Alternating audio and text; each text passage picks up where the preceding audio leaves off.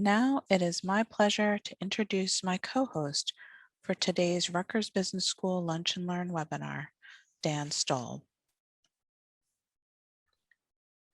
Hello, everyone. Oh, hi, Margaret. Oh, I was just going to say that you are the Executive Director of the Office of Communication at RBS and a valued colleague. And Thanks, I was going to hand it over, so I'm just going to let you get started right from here. Thanks, Dan.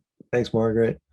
Hello, everyone. Normally in March, we are announcing the winners of the business plan competition, but like a lot of normal life, it was canceled this year because of the pandemic.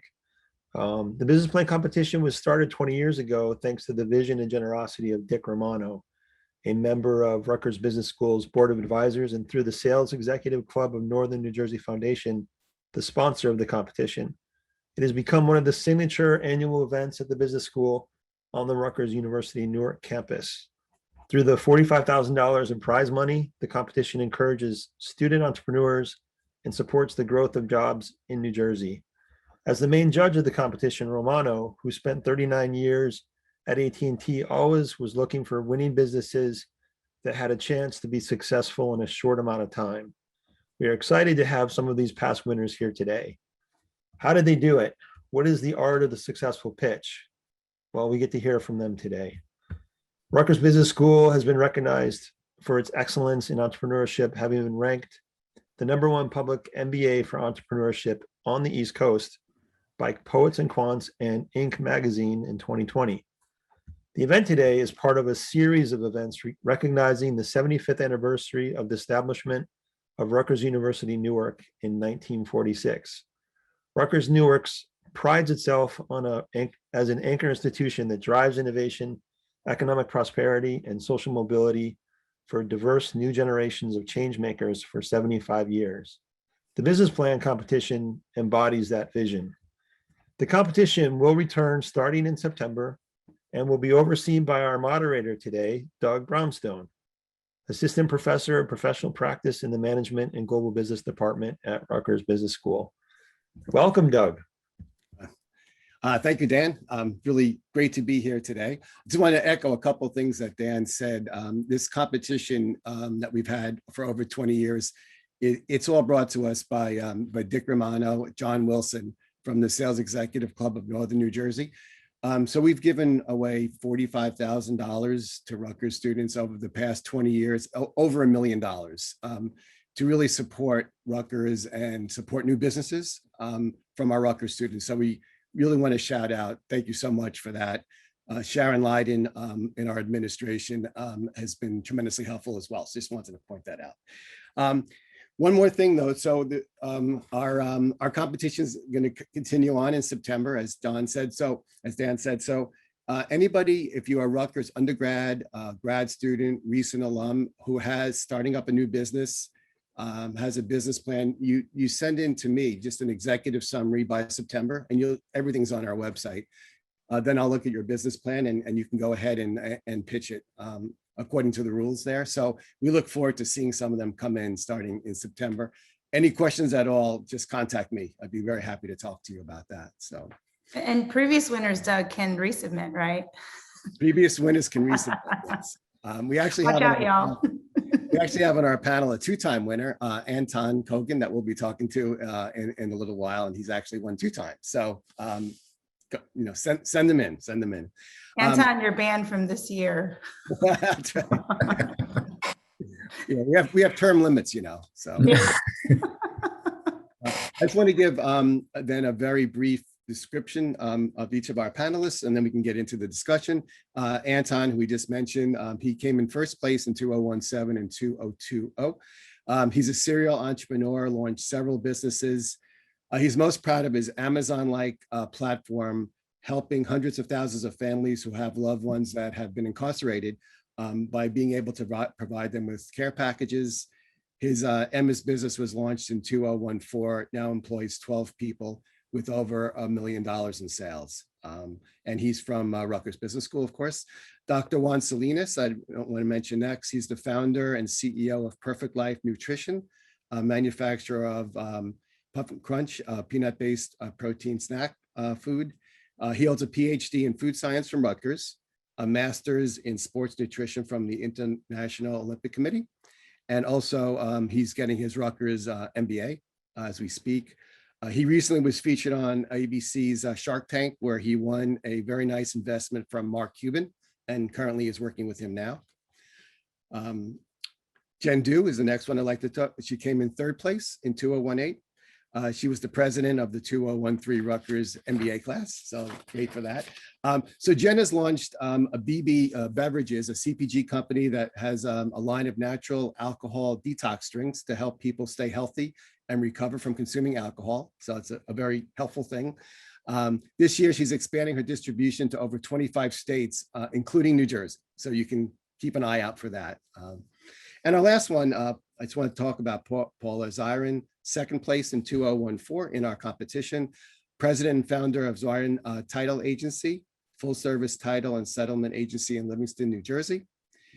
She's a licensed title producer in New Jersey and Pennsylvania. She attended her first $20 million closing when she was just 20 years old. She received her BBA from Pace, her JD from Rutgers School of Law in Newark, and her MBA from Rutgers Business School. So just wanted to say hi to our panelists. Thank you so much for being here today. And I'd like to break into a few questions now on the art of the pitch. So let me just get started here with that. My first question today is, what was the key to your successful pitch at the Rutgers Business Plan competition? You're all winners. So what do you think was the key for you to become a winner? Let me go to Jen first, if you could just tell us your thought on that. So my products are very personal, and I have never been able to drink alcohol my entire life without feeling really hot, getting really sick just after one drink. So for me, there was that really personal element, and it helps that over 1 billion people around the world have this problem. And it's kind of funny to talk about, and humor is always good when you're pitching anything or engaged in any sort of conversation. So I think that made for a really nice and entertaining story and talking point that helped set me apart. Yeah. Good. Certainly when it's a personal matter, it helps. Yeah, and everybody drinks alcohol, right? So everyone can get it. Good to hear. Very good. Thanks, Juan. Juan, you want to give us a few thoughts?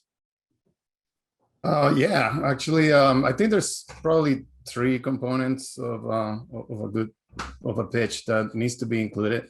One is make sure you state the problem and it's clear. In my case was, bringing the problem of obesity and overweight, and then provide the solution. And that solution needs to be innovative, something that is gonna get the attention of the investors. And then finally, make it real. If you have a product that is already in market, show the data, show that you're being sold in whatever stores.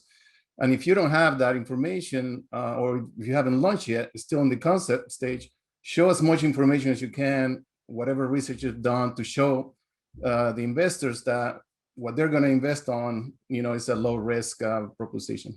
Good. Yeah, so make sure, Juan says, make sure you're solving a problem in a unique and innovative way, and then prove it, and then that helps really to get there. Makes good sense. Anton, you want to talk in next?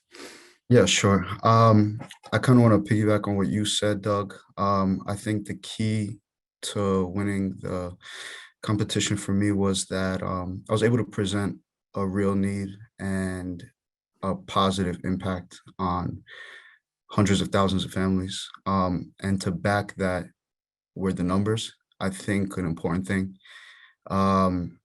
If you have numbers, the judges like to see that. They want to see that this is an actual business, that there's actual results.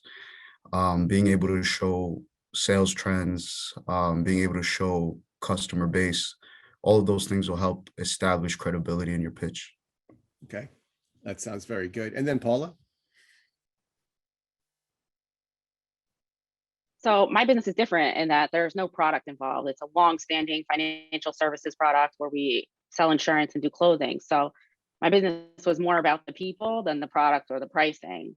And for that reason, I tried to make my pitch in a way that made me approachable, because it is, after all, the job of the judges to determine whether or not your business is viable by you. And so I gave a little personal information about myself. I left room for questions, and I expressed an understanding for really breaking into the sales component, as well as what was happening in the marketplace that made it a good timing and a unique opportunity to get in now.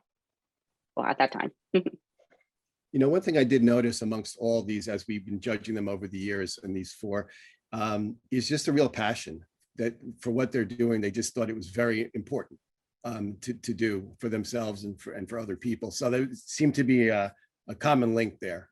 So it was always good to see that. So, all right, good. Thank you for your comments there.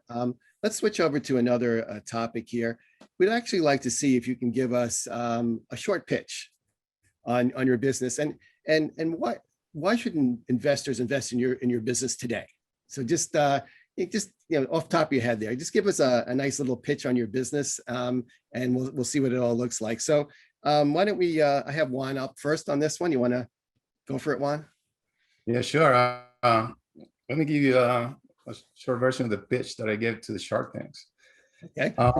Main thing is just to do a lot of energy. If you saw that in the show, I'm like going like this, right? Yeah. Energy. So, hi, my name is Dr. Juan Salinas, and I'm the founder and CEO of Perfect Life Nutrition.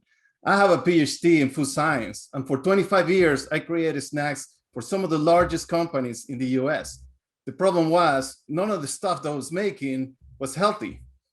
And being that I'm also a certified sports nutritionist, I couldn't eat any of that stuff. Now, why do I care about that? Because I'm also a professional bodybuilder and a competitive swimmer, and I care about what I put in my body, and so should you. Now, our products are made from peanuts, navy beans, and brown rice. And when you have this combination, it provides high quality protein, healthy carbohydrates, and fiber. And these are essential for long-lasting energy and satisfaction, but they're also essential for staying fit and growing muscle. Now, that's a snack I could have. Our flavors come in 3 varieties: the roasted peanut, which is the original, a roasted peanut and cocoa, and a roasted in peanut and cinnamon. And they're all very delicious with a salty, sweet taste. Now, I'm looking for $500,000 in exchange for 10% of my company. So, guys, who wants to get fit and tough with P-nuff?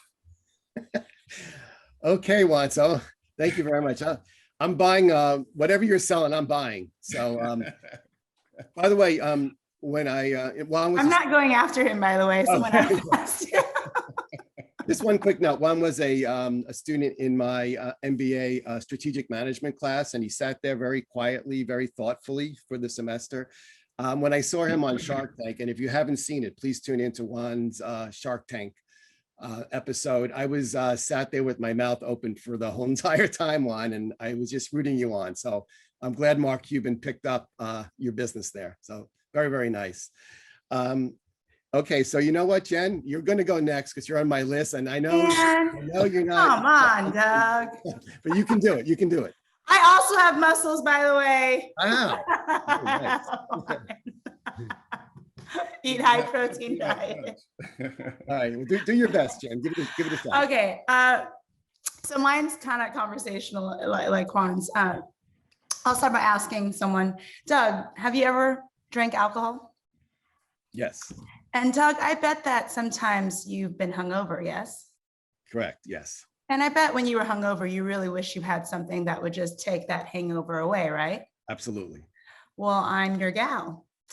And Doug, one question, when you're out drinking, have you ever seen any of your friends or colleagues kind of turn red and look a little bit flushed when they drink alcohol? Sure. Did you know that over 1 billion people around the world have that problem, including myself? Did not know that. And most of us give up drinking alcohol altogether. And it really sucks because alcohol is a big part of our social lives. A lot of business deals are closed over drinks. It's a big part of dating and going out. So what I do is help people like you, Doug, and myself stay healthy, not get hungover, and not turn red when they drink alcohol. And it just so happens that now is a really great time to invest in my business because we're expanding from 1 state, Texas, to 25 states across the country. We just partnered with Unify, the nation's largest grocery distributor, which distributes to over 70% of the grocery stores in the country. And I can promise you a 15x return in 5 years when I sell this business to a national CPG company. Got it. Wow, very good. Thank you, Jen. You did great. I can see now. Thank you. Thank you. Thank you. I can see now why you guys were the winners. We picked good winners, and so I can see that. Oh. Okay, thank you. I'm going to turn to Paula next. Paula, is a little bit different, not actually looking for investors, but Paula, why don't you give us a few minutes? So yesterday we talked about the difference between pitching to an investor and a business plan competition.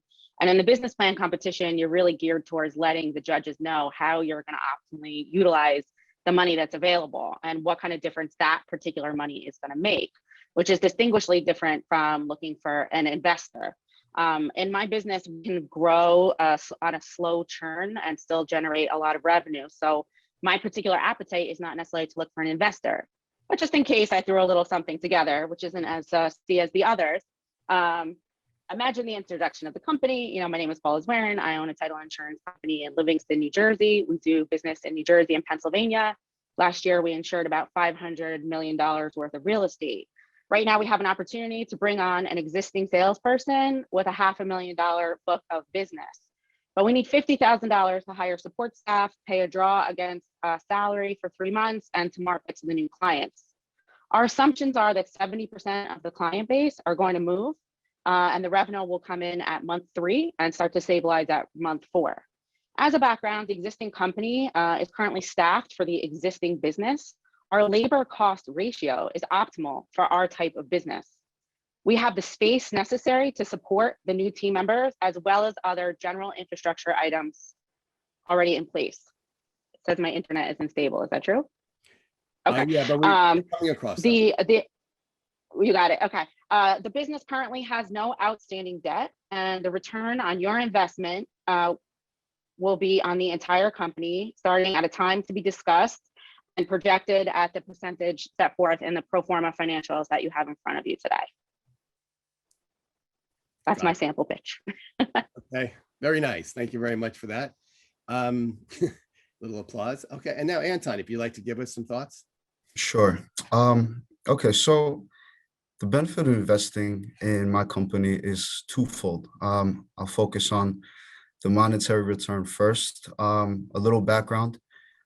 In 2015, the company was given $20,000. At that time, we were operating out of a basement and garage. We used those funds to go into commercial space. Today, we're breaking through the ceiling of this commercial space. We have a couple thousand square feet. And at the time, we had sales of about 350,000. This year, we closed at about 1.5 million. So your investment would see significant return. And to touch on that, the first quarter of this year beat the fourth quarter of last year by about 10 to 15% as well. So we're on track to almost double that number by year's end. The other side of a benefit of investing in our company is going to be the social impact. To date, we have reached almost 500,000 people, not only in New York State where we focus our efforts, but we have customers from Ireland, Australia, the Virgin Islands, the West Coast. Our reach and our purpose goes far beyond New York State where we focus our efforts. We've helped families all over the world that have an incarcerated loved one, son, brother, father, mother, friend. So an investment in our company would not only show you monetary return, but you'll also be helping thousands of people support their loved one. Great. Thank you, Anton. And a big thing with Anton, the business is going very, very well. But the more states, the more places that he can reach, it just makes that benefit go a lot further. And so there's just room to really do more good. So we want to just make sure we put that out there. So thank you, Anton. Yep. Very good stories. I just want to kind of throw a little bit of a question, a little bit similar to what I asked before. My first question, though, was, what did you do to become so successful in the pitch? I just want to see if there's any advice that you can give to people that are going to be entering into the Rutgers Business School competition. What should they be doing or thinking about to perhaps be successful, like you guys? So I'll just do you may not even have an answer. I'll just do a quick go around here off the top of your head. Juan, you want to start with any thoughts you might have? Yeah, I think the key for me winning that competition was that I had a product. I have a physical product to show. at a physical, has stores that I could tell about and where to find it and things like that. So the more real you make it, when you come and pitch your service or product, then I think it's better chance of winning. Okay, right. So make sure you have a product that answers a need or a problem. So that's good. All right. So Jen, you don't have to show us your muscles again, but I just want to see if you had a. I can't handle that anyway. It's too much muscle. Okay. Just advice to people that are going to be entering into a competition. Yeah, I have a couple ones. I think the biggest one, and you'll probably hear a lot of people say this, is get really zoned in on your why and an emotional touch point, because people invest in a strong why and people invest in the person and their story and how passionate they are about it. I've heard so many investors say, well, I will invest in an A player, even if it's a B idea, because I know that A player will succeed at anything. And I'd also recommend a lot of people, when they answer the question, like what they do, they talk about what they actually make instead of the service that they provide. So in my case, I could say, what I do is I make a line of natural alcohol detox drinks, but that is kind of boring and very clinical. But what I really do is I help people stay healthy when they drink alcohol. And I help people be able to enjoy alcohol when they have not been able to in their entire lives. So I change people's social lives and social dynamics. And that is a much bigger statement than, oh, here are these physical products that you can see, right? So getting to your why and not just saying what you make, but what you actually do and how you make a difference in the world. And I like that, getting to the why and management team is so important. I've seen a number of investors saying, listen, I don't exactly really love your product, but I love you guys. Yeah. And I believe in you guys and I want to invest in you guys. So let's figure this out together. So I think the management team that you put together is critical. So yeah, and that might involve like a pivot in what you do, right? But if that pivot, if it's successful, then it's worth bringing that investor and joining, having that team succeed. Right. And Jen, you had a very good management team. You put a good team together. Oh yeah, it's me. No, but I'm bringing in advisors this year. So I'm building out an advisory board of champions and A players. Yeah, so yeah. Okay. I'm practicing what I preach. Good. Okay, Paul, if you had, we might have lost Paula there. Let me go over to Anton. So I think it's important. A lot of the points were touched on, but one of them, I think it's important that the judges see, kind of like what Juan said, that, this is real, that there's a real business, that there's credibility behind it. And I think they really want to see that the funds they give you are going to go towards this and have a real impact. So the hard work, in my pitch, I told them, me and my team, we've worked 20-hour days. We slept for 2 hours. We've put in unseen amount of effort to get the company to where it is. And also the why, of course. I think one of the things that really grabbed the judges in my pitch was that I was able to put on a select number of our Google reviews from mothers and children that left reviews that were really heartfelt and that really impacted the judges to see, like, we're not just putting items in a box and shipping them overnight. We're making this is like having a big impact on families and supporting each other. So that's good. Yeah, I know, Juan, one thing you told me in our past conversations, getting those good Google reviews is critical in this day and age. Is that correct? Yeah, it's been our success on Amazon. It's all about reviews. Right. People believe what other people, they trust other people's opinion more than an ad. So the whole, getting that review for someone, it's invaluable. And Juan has told me that, of those 5 stars, he was telling me, you really have to get 5 stars. Like 4.5 stars, you might not even make it. So, it's that important. to get the stars going. Does that sound right, Juan? I'm sure we get our shares of everything. Okay. We want to make sure that the 5 stars are showing up on top at the very Okay. least. All right. That's fair enough. Let's see, Paula, I think we have you back. I'm back. Sorry about that. Okay. We're Yeah. just asking some advice that you might give to new businesses. I think one thing to be important is to not think you can control the narrative. The judges could come from their own background and perspective, and they could ask you about a component of the business that you might not be expecting. So if your focus is one thing, make sure you're ready. I think I heard somebody say pivot to talk about a different element. If you want to talk about distribution, they might want to talk about marketing. So just be ready to plug all the holes. I just think over preparing is key and being ready for that. Paula, did you have to do some pivoting in your history? I don't remember. I had to do it beforehand. I remember when I first submitted my 1-page sheet, there was someone else before you, like you said, I wasn't there when you were there.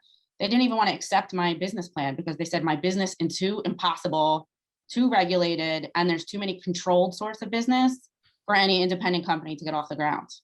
So he didn't even want my plan. He just thought it wasn't viable. Meanwhile, I just quit my job running somebody else's company. I had opened the company like a month before that.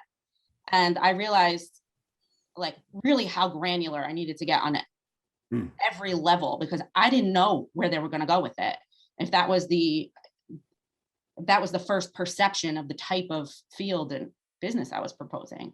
So yeah, I did a lot of pivoting, and I think it made me better, not just for the business plan itself, but I mean, you're always pitching when you're a business owner. You're pitching to vendors, you're pitching to your landlord, you're pitching to hire employees.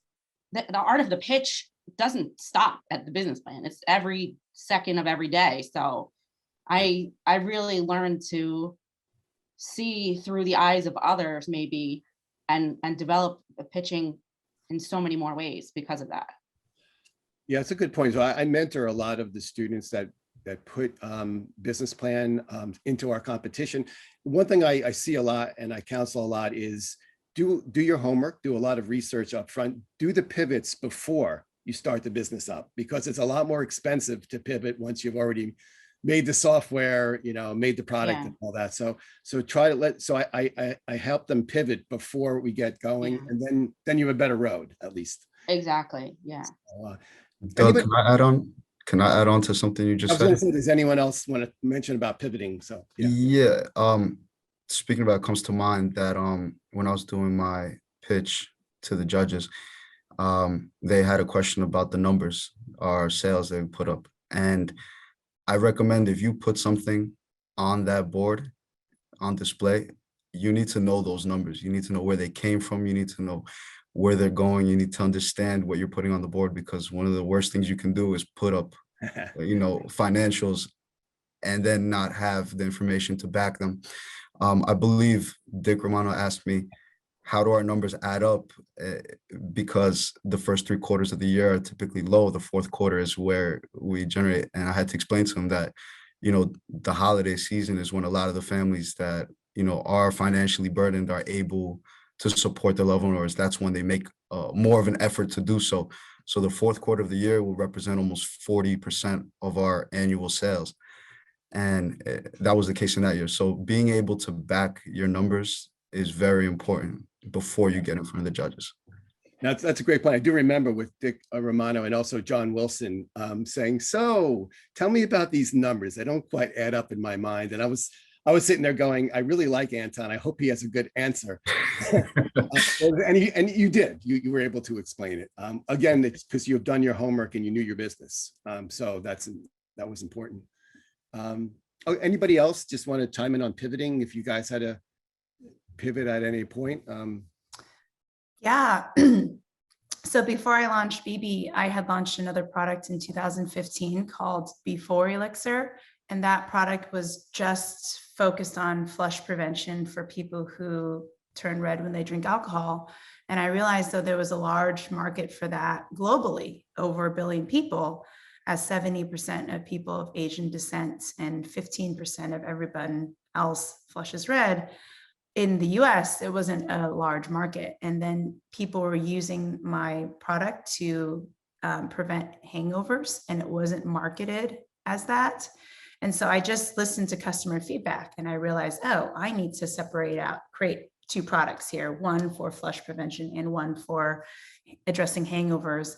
And then customers ask me, do you have something for the morning time? Because I wake up and I'm feeling it and I need something for then. And so that's what really gave birth to my current line of 3 drinks right now. And it was, I wouldn't say so much of a pivot as like a pivot with growth and expansion to encompass like all of alcohol and solve everyone's needs when it comes to drinking, as opposed to just one subsection of drinkers. Right. Okay. Interesting. Thanks. Juan, if you had a comment, if not, we can move on. But No, just quickly, just in general, something that I learned when I did my pitch over Shark Tank is the energy is very important. When you come out and you give your pitch, you got to show a lot of energy, because it shows, it shows your passion.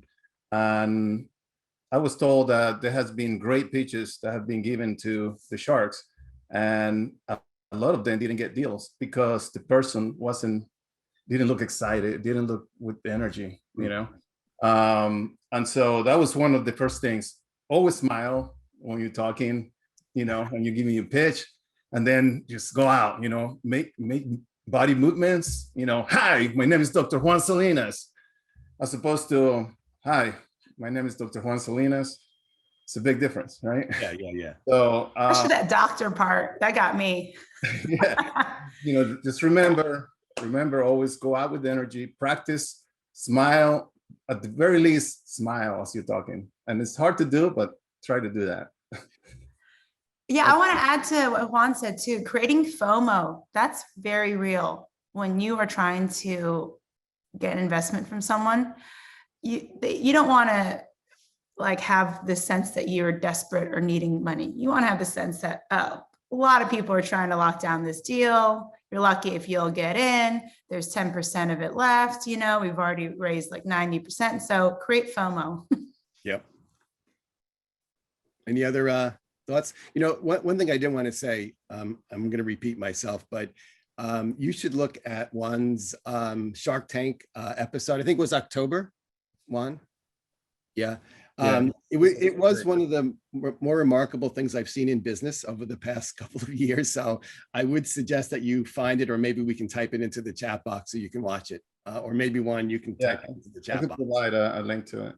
Yeah, because it is worthwhile for the 6 or 7 minutes of captivating TV. Someone just wrote on here, great episode, greater abs. Yeah, well, it all works together, So, okay, good. Thanks very much. Couple more questions before we maybe go to some Q&A from the audience. But a question is about, so you came to the business plan competition and you won some money. What's important to invest in when you win the money? So maybe you just get a quick idea of what did you invest in, or what was so helpful, with the money that you won. Maybe we just can do a quick roundtable on that. Anton, can you tell us what did you do with the money? I actually got into this office and I'm in my warehouse now.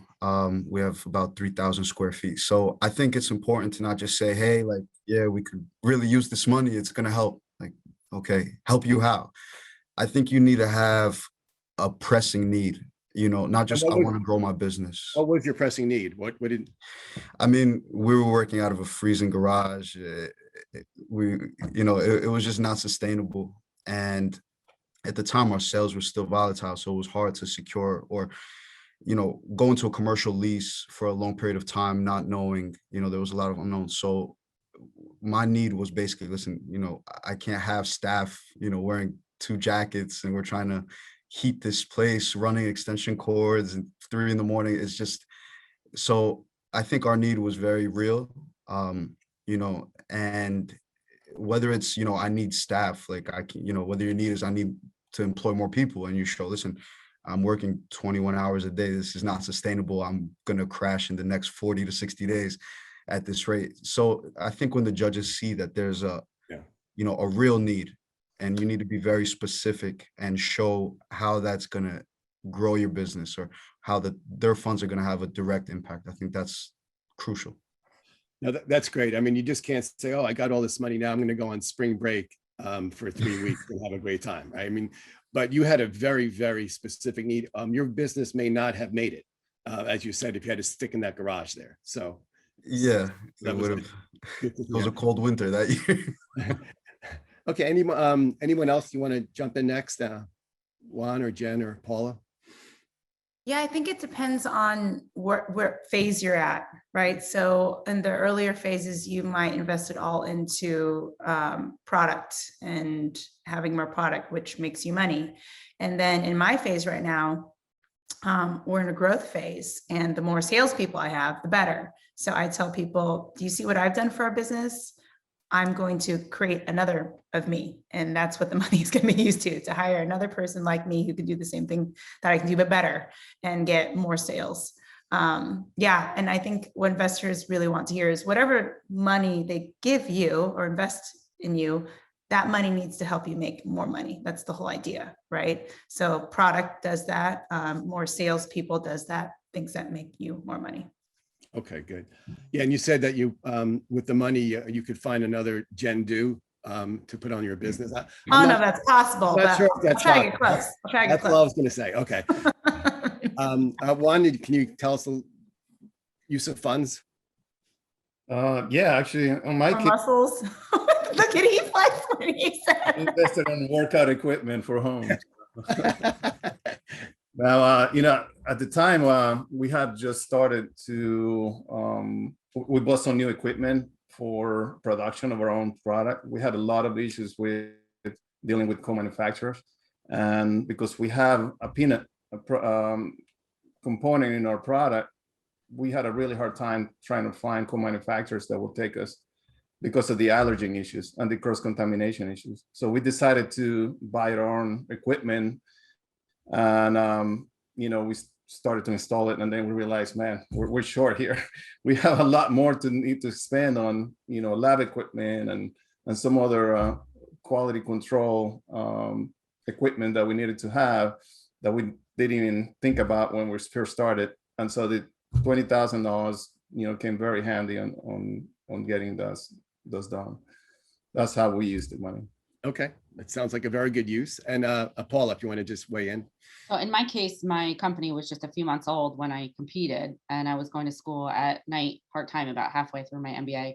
And what I really needed was, market awareness of the fact that I opened a business. And so I had budgeted, out if I from first place to last place, exactly how I would spend the money for marketing purposes. And then when I got the money, I said to myself, like, do I really need to do this or do I need to do that? And I started questioning the specific line items, but decided just to go for exactly what I said I was going to do, and not trying to make new decisions over that I put, a few months into. And I used it to buy a list of prospects, to send out a professional announcement, which is customary for attorneys. I invested in a CRM software, and I did a local advertisement. And the reason why I'm probably here today is because over the years, I continued to send an email in the same email chain, announcing that I won to me, giving them updates every few years. I send an email thanking Dick Romano and thanking a few people for having me participate and letting them know like the phase and how every now and then I'll hear about someone that says they kept my professional announcement in their drawer and they found it, and that stems back to the money I spent from here. So I would say stick to your plan. That's what I would say. Stick to your plan. Okay, great. I have one more question. Before that, though, I just want to make a little advertisement again for the business plan competition. Send in your business plan to me. You'll see it, the instruction on the website, your executive summary by September, and I'll talk to you about it. It's worthwhile. It's a great learning experience, and perhaps you win to help help your business as well. But if nothing else, it's a good learning experience. So just want to encourage people to send it in. Perhaps you could have good success stories like this. So I do have one more question, and then I'd like to open it up to some Q&A from the audience. So the last question I had is, how did Rutgers Business School help you become successful? What did you learn at Rutgers Business School? Just want to get a comment from each one of you on that. I am going to first turn to Juan because Juan was a student in my strategic management class. I hope you learned something there. So anyway, I'll open it up to you, Juan. Yeah, people, I usually say that if I didn't become an entrepreneur, I'd probably be a professional college student. And I love Rutgers. I absolutely love Rutgers. And I will tell anybody that. I think the amount of the professor quality of professors, at the business school are excellent. Your class was excellent, Professor Brownstone. And I remember the one thing that you told us, if there's one thing you got to remember in entrepreneurship is if you're going to launch a product, it's either got to be unique or has to be a lower cost than your competition. And I still remember that. And I still recall that, when I'm making decisions, about, things that I do, it's like, is this unique enough? Right. I'm introducing a new product and is this going to be unique enough? And then I've asked my question too, should I play in the low cost arena, come up with a lower cost version of what I do of the product that we have right now. So that was great. So the education that we gain at Rutgers, it really, to me, it's the foundation to make smart decisions. It won't teach you how to be an entrepreneur and how to successfully launch a brand or a business, but it will give you the foundation. Gotcha. And you can make much better decisions than if you don't have that foundation. Okay. All right, great one. I feel very good as a professor that I taught something that you are using and helping me make you successful. So yeah, that's my motto in that class. You either have to be meaningfully unique or you have to be low cost. It's hard to be in the middle. And so I see, Juan, you struck out to get some really unique items out there. So that's very good to hear. Jen, a couple of comments. Well, it's great that Rutgers has this business case competition that is awarded over $1 million during its tenure. I would say that, yeah, my time at Rutgers, when I was there was like the entrepreneurship classes were starting to get more traction. And now I heard that it is booming over there with the Road to Silicon Valley program. So I think, Rutgers has done a lot for its students, and I'm very honored to be a part of this panel and with fellow A+ players, and also just having this. Not all schools have something like this where they reinvest into their students and encourage entrepreneurship, and I think that's very admirable. Okay, thanks. And Paula, and then Paula first, and Anton to close this out. So two things. Rutgers MBA program gave me a lot of clarity. I came in my, I think, early 30s, already having experience running a business and growing up raised by entrepreneurs. But it taught me to take the things that I kind of inherently knew and be able to communicate them concisely, understand how they fell into the business world, essentially, other things that compared to certain concepts in other businesses. So clarity and direct communication was key. Another thing was, as a part-time student going at night, who was a working entrepreneur halfway through, it seemed I always learned exactly what I needed when I needed it. So I would select classes and I would be interested in maybe one little thing that was in the paragraph explaining it. And it always came to fruition for me. That every class I took, I feel like made me more money or made my business run better, or made my clients have better experiences. It delivered every time, every class. That's very good to hear. That's what it's supposed to be doing, and so that's great to hear. Then Anton, just a word or two. Yeah. Well, first I want to say that my experience at Rutgers, the staff, the administration, they go far beyond just their role. I mean, they've helped me outside of just the scope of the classroom. I had a business I was growing at the same time. So I was always that kid that would catch the professor before or after class and ask him, hey, listen, I need your help. I was also able to take a number of things that I learned right in the classroom. My warehouse is right here in Rutgers, New Brunswick, a few minutes from the campus. And I would come here right after class and try to implement it. So a lot of the curriculum was able to translate directly to, how I run my business operations, leaning out, direction, even leadership as far as how I handle staff. As far as the pitch goes, I think that it's very important to just, remember that even if you don't win the competition, you grow that business. A classroom can't substitute ambition. And for that, I applied for Shark Tank. They gave me a hard no. I didn't get anywhere with that. They said I would fail. So whether it's Shark Tank or the panelists, whatever it is, not winning something does not mean you end your business. You need the ambition behind it. Yep, that's good. And again, by entering into the business plan competition, you do get some mentoring, from myself, from some Rutgers alum as well. Mariusz Pandit from Verizon, to name one, helps your business plan and gives you some good input. So there's a good reason to go ahead and do that. So, okay, so very interesting discussion. I mean, it was great to see, you guys all thriving. We really appreciate you coming on. I'd like to open it up to some Q&A from the audience. So perhaps Margaret or Dan, you can take a couple of questions from the audience for us. Yeah, thanks. oh. This is Dan. Okay. Real quick, Doug, some of the questions are regarding just the logistics of the business plan competition. Do you have to be a Rutgers alum to participate? What are some of the ground rules? Yeah, so in order to participate in the business plan competition, you just have to be an RBS undergrad or graduate MBA student or a recent alum. And that's really the is all that's needed. And then you just send me your executive summary and we go on from there. Okay, thank you for that. And there's information on our website. This question came in from Florent Alvarez, and she was asking about how do you rehearse your pitch before your introduction? And also, what are you focused on when you're speaking? So just some of the nuances of the pitch.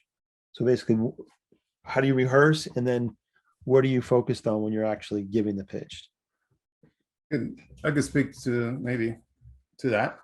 One of the mistakes that I was making at the beginning when I was trying to prepare for Shark Tank was that I was trying to memorize my pitch completely from beginning to end. I was like, I gotta get every single word down.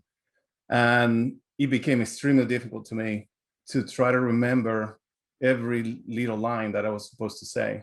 And I was getting confused. I was skipping the line, and then next thing you know, I was like, oh my God, what am I gonna say now?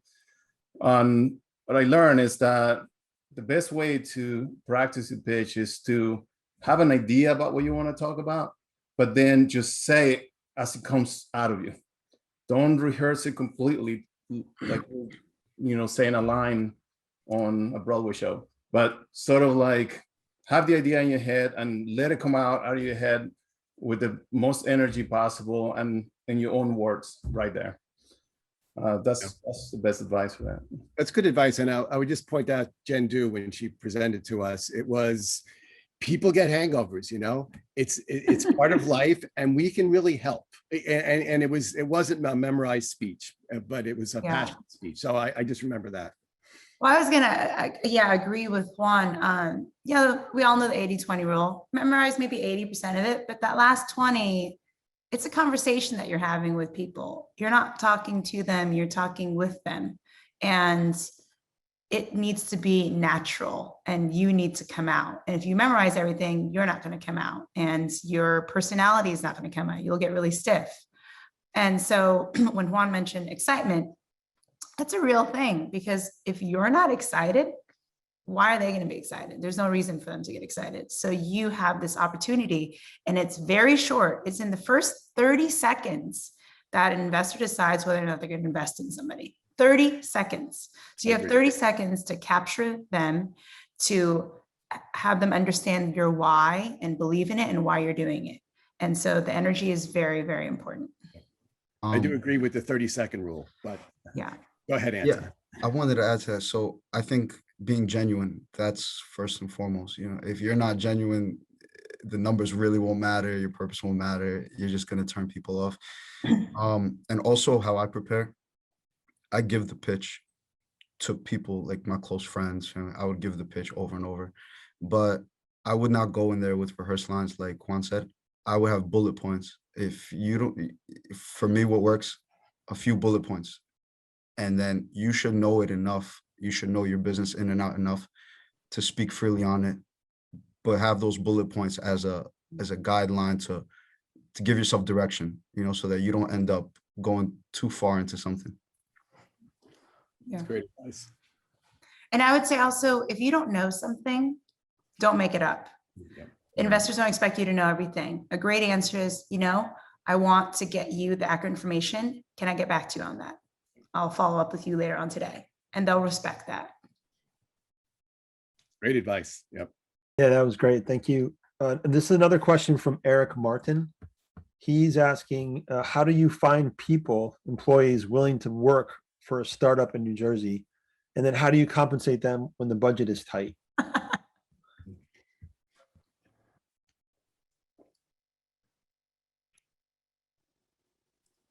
Anyone? I would say you have to budget. Oh, I for thought it. that was addressed to Anton. Yeah, I was gonna say that's actually one of my biggest problems.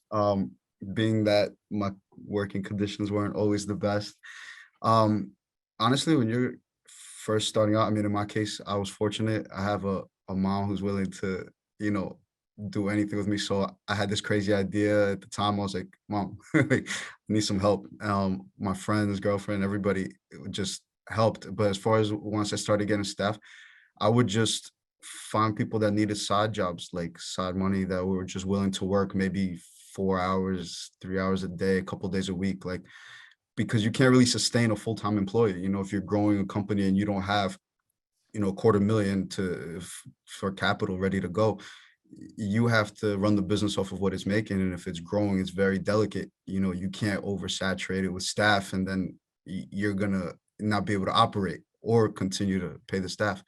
So I think just finding, it's hard. I think that's one of the hardest things I had to deal with, is just finding people that were looking for that just side job here and there, you know. And I had luck through word of mouth and friends, and just, listen, who wants to make, you know, extra couple $100 a week, and it worked out.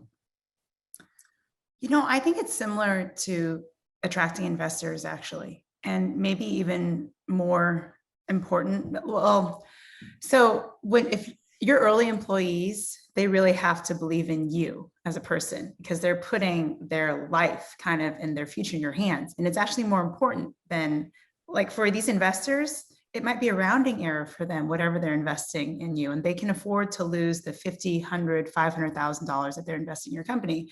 But someone else who is looking for full-time employment, they can't afford for you to go under, right?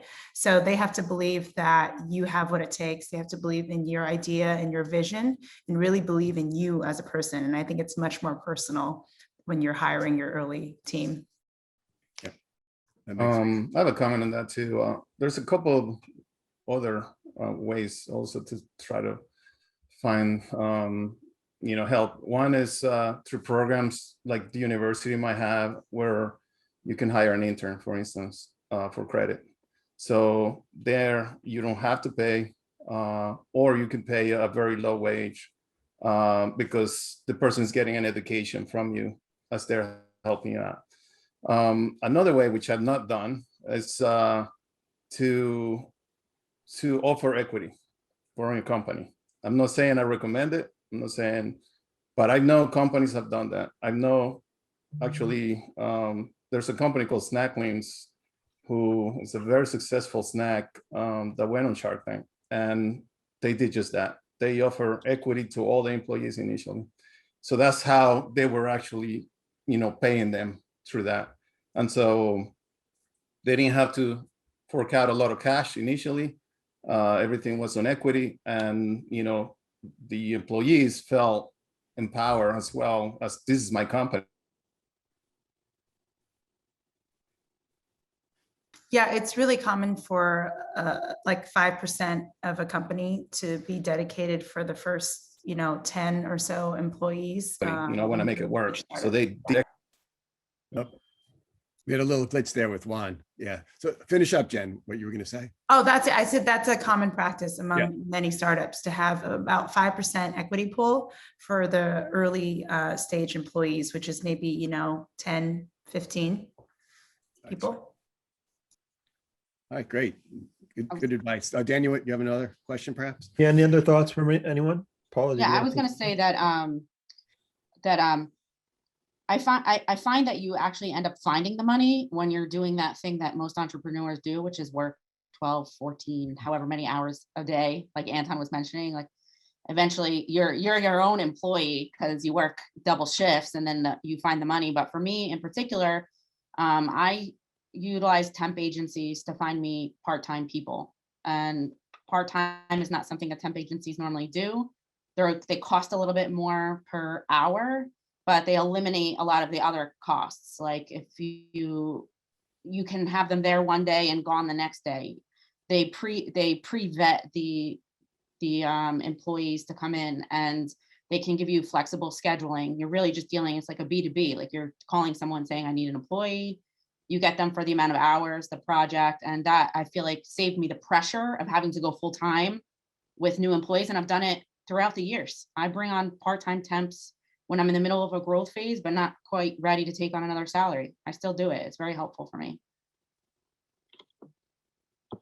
All right, thank you. I think here's one more. A lot of people say that they want to start their own business, but then they never do. How do you make that plunge to make your business idea your career and your life? How do you get over that hurdle? It's just in my bones. And I think most people will say that. If it were easy, everyone would do it. But the reality is it's not easy. And for me, it wasn't a scary decision to make that jump. Like walking away from a 6-figure salary, great benefits, no job stress, to this where, I started my first year, I made less than I did when I graduated from undergrad. And I worked way more hours and it was much more stressful. And every quarter it was like, do we have enough money to pay all these bills and do all this stuff? Like, it's constant. But for me, that wasn't scary. And I think my brain is just wired differently than most people's. And I think many entrepreneurs and people who actually make that jump would agree with that. We're Sounds right. what is it? Naive optimists. Like that is a common feature in most entrepreneurs is naive optimism. And you have to have it because you have to believe in this pie in the sky idea and opportunity. And you have to get other people to jump on board this rocket ship that you haven't built yet, So yeah, naive optimism. I like that naive optimism and passion. I think that's a good combination. Yeah. Anyone else want to comment on that? Yeah, I could comment on that. I think for me, it's first thing is if you're gonna go in business, what I say to myself is, don't go in it because you want to make money. Go in it because you love it, because you love what you're gonna be doing.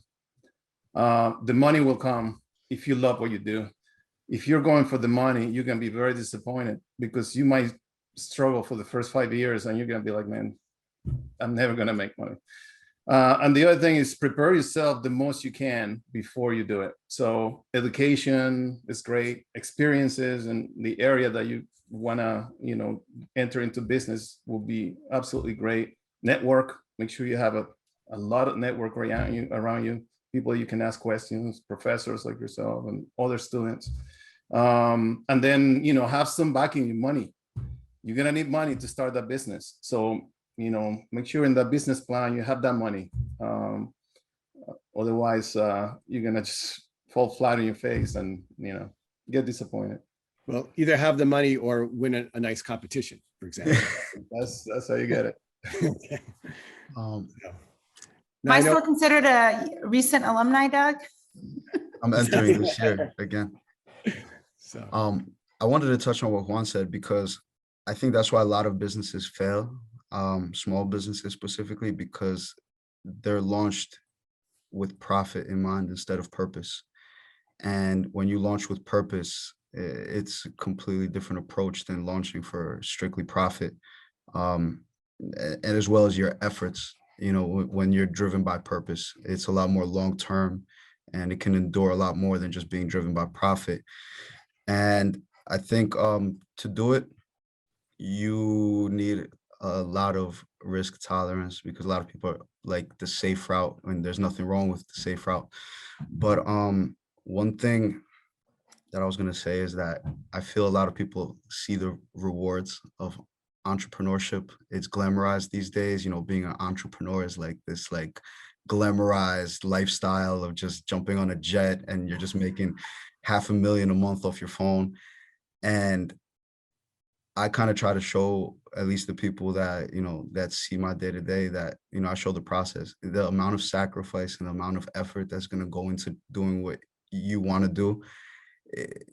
You should be very realistic about, okay, like, can I sustain, like, don't see the rewards and chase that, because there's years of process before you're ever going to jump on a jet or, buy a house on an island. Like, it doesn't, I think society kind of glamorizes the results and the rewards a lot more. It makes people forget the process. So Anton, I think that's sweat equity. Yeah, I think that's a very nice comment. That also might be, that's a great comment. It might also be a good comment to wrap up our session today. I know we're a little bit over time. So I would suggest that to you and Margaret for a wrap up. Well, thank you so much, Dan, Doug, our distinguished panelists. This was fantastic, learning about all of you, as well as learning more about the business competition here. Our audience, I want to thank all of them for enhancing the event with enthusiastic participation in our Q&A as well as chat. And I wanted to end with a friendly reminder to everyone that the RBS Virtual Lunch and Learn series takes place on Wednesdays at noon Eastern.